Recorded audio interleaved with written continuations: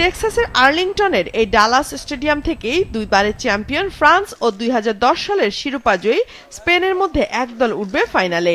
লা রোজাদের জন্য সুখের স্মৃতি আছে ডালাসে।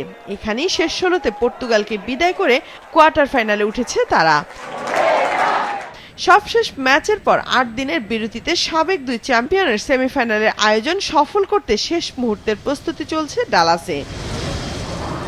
টেক্সাসের বিখ্যাত এটিএনটি স্টেডিয়ামটি ফিফার নিয়ম অনুযায়ী স্পন্সরের নাম ব্যবহার শর্তে ডালাস স্টেডিয়াম নামে পরিচিত করা হয় বিশ্বকাপে।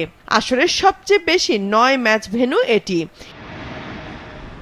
এর মূল বৈশিষ্ট্য বিশাল একটি ছাদ দিয়ে আবৃত করা, যা চাইলে খোলা বা বন্ধ করা যায়।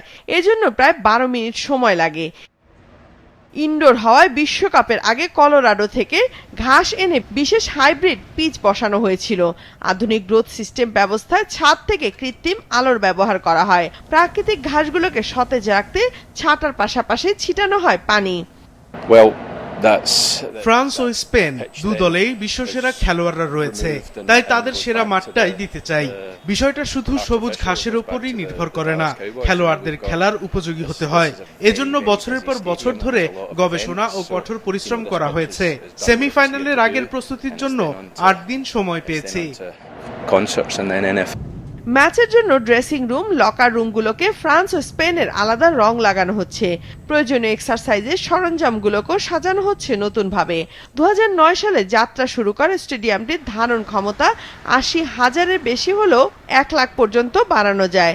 দর্শকদের সুবিধার্থে স্টেডিয়ামের গ্যালারির ঠিক ওপরে মাঝ মাঠ বরাবর বিশাল 4 সাইডেড এইচডি ভিডিও স্ক্রিন রয়েছে, প্রযুক্তির দিক থেকে যা বিশ্বে অনন্য। আমাদের আসল লক্ষ্য ছিল যুক্তরাষ্ট্রের ক্রীড়া সংস্কৃতির কিছুটা ছোঁয়া রাখা, পাশাপাশি ইউরোপ ও লাতিন আমেরিকার ফুটবলের স্বাভাবিক সংস্কৃতিকে সম্মান জানানো।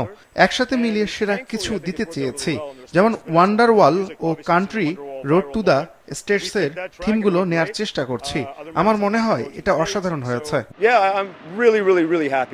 বিশ্বকাপের ম্যাচ শেষে ডালাস স্টেডিয়ামটি আবারও পুরানো কৃত্রিম টার্ফে রূপান্তর করা হবে, যা পরবর্তীতে ডালাস কাউবয়েজের জন্য এনএফএল কে বুঝিয়ে দেয়া হবে।